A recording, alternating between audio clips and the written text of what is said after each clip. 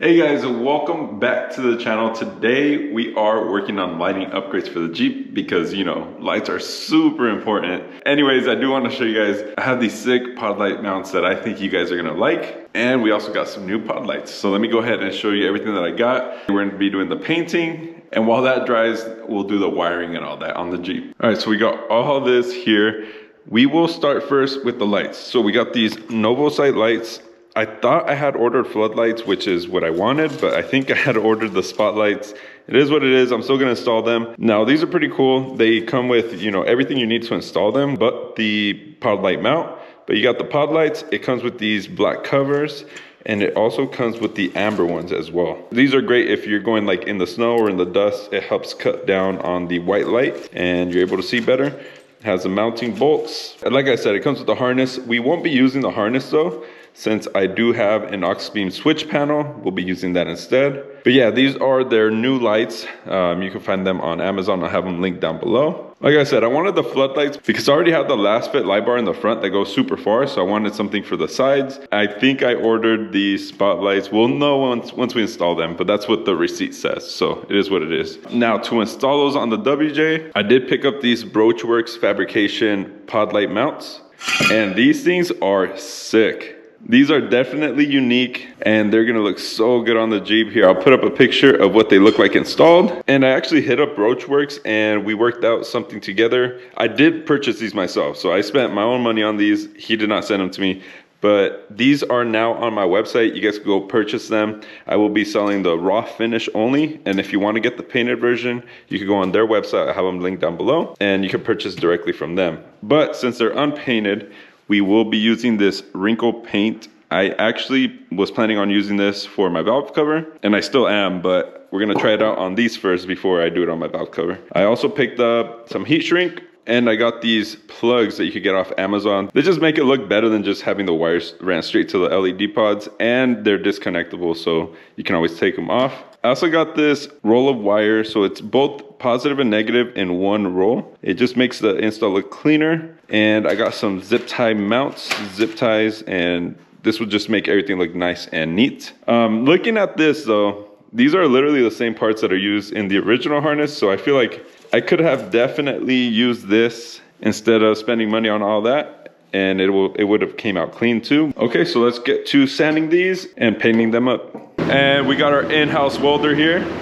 Check this out. What type of welding was used to make these mounts? It looks like there was TIG. Pretty simple. All right, show us how it's done. So we got the whole setup here with the Miller Synchro Wave, and this is aluminum.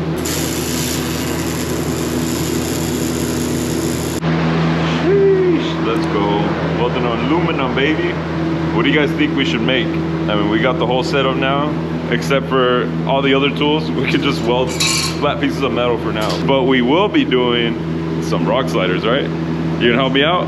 That's a plan. Yeah, so we'll see what we come up with, but we're gonna try making some rock sliders. So in the instructions for the paint, it says to use a red Scotch-Brite pad. We got a spray booth outside. I used to greasily clean these off. I don't have anything else at the moment, so that's what we're using. All right, and we're supposed to spray it this way, and then diagonal as well.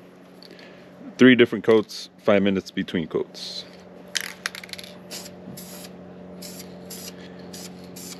I didn't think this through. I should have hung them up instead because I can't really get that area in there. But it is what it is. I'm not too worried about that bottom part though because it's going to be hidden.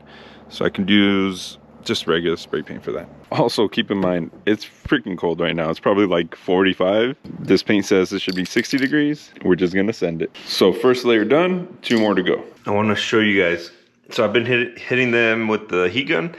This is the wrinkle paint. That looks so sick, and this is what it looks like wet. Man, I love it. It's coming out so dope. I'm gonna keep hitting it with the heat gun. I'm obviously not gonna install these tonight. I'm gonna let them dry overnight. I mean, you can see the difference. That looks so sick. Wrinkle paint for the win. And I guess you get a similar look with bed liner, but this looks really cool. I mean, check out the mounts. They came out so good. So I did the wrinkle black on top, and on the back I just spray painted with black paint. My favorite black paint to use is this vinyl fabric paint. This stuff dries quick, which is why I like it. And honestly, it looks really good. The next step is we're gonna have to mark the holes on the side. And I already did that just because I don't want to have to do it while recording, but I do have to adjust the hood mounts in because the brackets were too far out. So I'll show you guys in a second, but so now we're gonna run the wiring for the pod lights. I am actually going to run it underneath this. That way it's hidden. I could run it through the front and put the zip tie mounts, but I think it'd be better if I just run it under here. I mean, it's gonna be waterproof anyway, so I'm gonna take this piece off and that you can just pull off, and now you have access. So I'm gonna measure how long of a piece I need, solder on the ends, and over here we're actually gonna have to splice another piece so that I can connect it to the box here. And if you don't have an aux beam switch panel, you could get one on najar.offroad.com, or you could just use a stock wiring harness and route that however you'd like. And this doesn't have to be a perfect length. I mean, I'm just gonna cut it to where I think it's long enough. Okay, so I'll cut it around here. Make sure you're putting the right end onto the wire harness. So this is the male end that we're gonna be soldering onto the wire we just cut. And you gotta remember, these are gonna add some length as well as the pod light wires. They're pretty long as well. So I pretty much cut this fender to fender, and then I added maybe a couple inches at the end. So this should be more than enough. So I also measured a piece from this area to about the headlight because I do plan on moving this box over here somewhere. So I'm giving myself extra length that I could cut down later on. But the idea is to run it pretty much underneath the coolant reservoir and onto the switch panel for now. So I got my soldering iron getting hot. This, you can get a cheap one on Amazon or your local hardware store. We're gonna work on this. Let's see if this actually takes off the cover. I don't think it will, but we could try. Nope. So let me take a razor blade and cut this. Okay, so I have these ends cut. Now I can strip them back. And you don't need a stripper like this, it's just what I have. You could use something, you could even use, I've done it before with this. You just get on the wire, go around and pull off the end. And wiring is very boring. Like watching this, I'm sure you guys are freaking bored, but that's what we have to do. I got this big heat shrink that we're gonna put over the top of both wires. But we're also gonna need heat shrink in between them. And what I will have to do is cut this back a little bit more, because these, if we put them here and we solder, they're gonna start shrinking because of the heat of the wire. So let me go ahead and do that. I'm gonna go back just a little bit more, maybe like half an inch more. I started with an inch, but I think an inch and a half should be more than enough. Put the heat shrink on. Yeah, that should be more than enough, I hope. And I do like to twist the ends before soldering. I don't know if you have to or not, but that's just how I like to do it. Black to black, red to red. Simple. I got my solder here. We're gonna tin the ends first. It would be nice to have one of those clamp things that hold the wires, but we don't, so we're using what we got. Oops. And all the fumes that come out of the solder, definitely don't breathe them in. And I don't see why you couldn't do this with connectors. I'm just doing it with soldering because it'll be cleaner at the end of the day. Okay, we got that one on. It seems like my soldering iron is not getting hot enough, so that could be an issue. This is a cheap, like $10 one. I'm not surprised. Okay, so that is good now. Big heat shrink, slide it over. Don't do this while the wires are hot, because then this can streak as you're putting it on. And this is the marine heat shrink. So there's glue inside, so it makes it waterproof. And if that gets hot over the wires, it's gonna be very hard to remove it. Oh, the heat shrink started heating up over here. No, that's not good. Yeah, that's what I was talking about. So maybe it wasn't enough space, but you see, it started shrinking up right there. So I'm gonna have to cut it so I can slide it forward. Okay, so now we got the other side. This will connect to the pod, and then the rest will go to power. It'll power both pod lights up. Now, I messed up and I wasn't watching where I put the soldering iron, and I did burn through the cable right here. Luckily, like I said, I made this longer than I needed, so I should be fine, I hope. But yeah, that sucks. Bam. And I actually struggled a lot to get all three wires together, but we did. And now we just gotta put the cover over the top of that. Hopefully I got a big enough one. Yep. And then we got the second one. Will that be long enough? Yep, it should all fit together. Okay, so let's heat shrink this up. Don't do what I'm doing. The heat gun will probably be better, but at this point I'm throwing this away and investing in a better soldering iron. This thing would not heat up. It would heat up the wires, but it wouldn't heat up the solder. All right, so here we go. We got a wire harness, and as you can see, it looks pretty clean. So the way this will go, this side with the Y, it's gonna go here.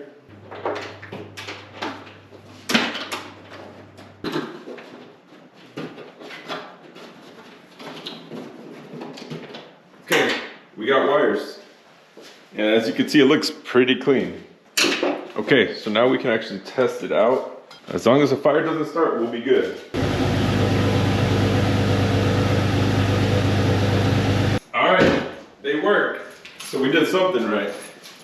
Anyways, I connected it to the 30 amp fuse because on the original harness, that's what it has. So I just wanted to match that. So now we're gonna mount these up and then we should have light.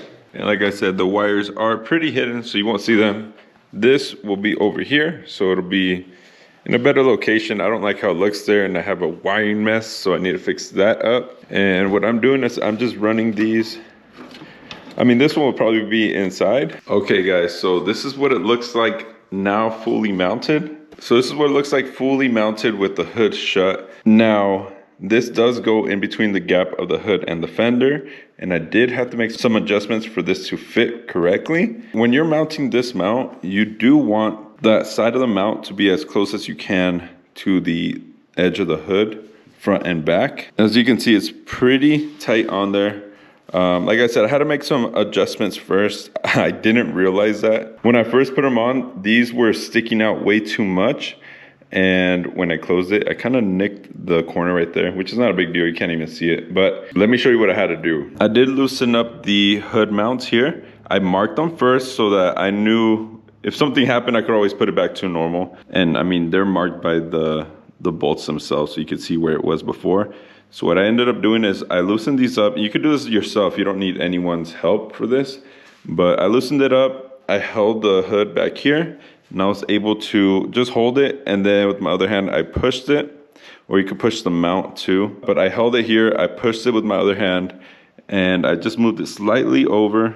This is better to do also with the mount in place. That way you could see where the mount is compared to the hood line. Got it to the point where I liked it. And then I tightened the first one up. Afterwards, I messed with the bottom. This one, I think I pulled the hood this way and it moved over where I needed to, where the back is pretty tight. Now I had another issue. My fender was actually sucked in. I don't know why. Compared to the other side, this one was in and the other one was normal, I guess. So what I had to do there is I loosened up this bolt here, this one here, and this one here. Next, I don't recommend you do this, but I took an extension and I stuck it in between the fender and the mount here, and I kind of pushed it out. And when you do that, you want to push it out more than what you expected, because when you tighten it up, it is going to go in a little bit. So here I have it pretty good, to the point where the fender gap from the front to the back was even. So that's one thing. I had a tighter fender gap back here than I did in the front. So I just had to make it even pretty much. And then now when we go to close it, it's not hitting. We actually got a good amount of clearance once it goes down all the way. So let's go ahead and mount the other side so you guys could see. I still haven't tightened these up because I need to see where they're gonna be aiming. All right, so we're gonna go ahead and mount this. I recommend you guys grab a rag to place under here, because when it's tight, it's gonna be leaning on the hood. And if you don't wanna scratch your paint, put a rag. If you don't care, just do what I'm doing. Mine's a rep anyway, so I'm not really too worried about it. But we're gonna put on the screws, and these are 7/16. This side, I also did the hinge thing, and right now I'm gonna test it out and see if I need to push it in anymore or adjust anything. When you're tightening it, start with the back one and push it up. The reason that I say to start with the back end and push it up is because the hood goes upwards, so you want this side higher than the front. Now I'm not gonna tighten this all the way, just enough to hold it where I can still move it. Another thing, if it's too close to the hood, you can always bend it a little bit. Cool. So I did mess up my wrap up here. I should put a towel. I'm not really too worried because the wrap is sun faded, so it is what it is. But now it's tight. I left a gap between the bottom and this piece here. That way it's not touching on the bottom. But I am noticing it is touching on the side, so I'm gonna have to adjust this a little bit. The back should be fine, but let me adjust the front. So I'm gonna loosen this up. Let me loosen this one up too.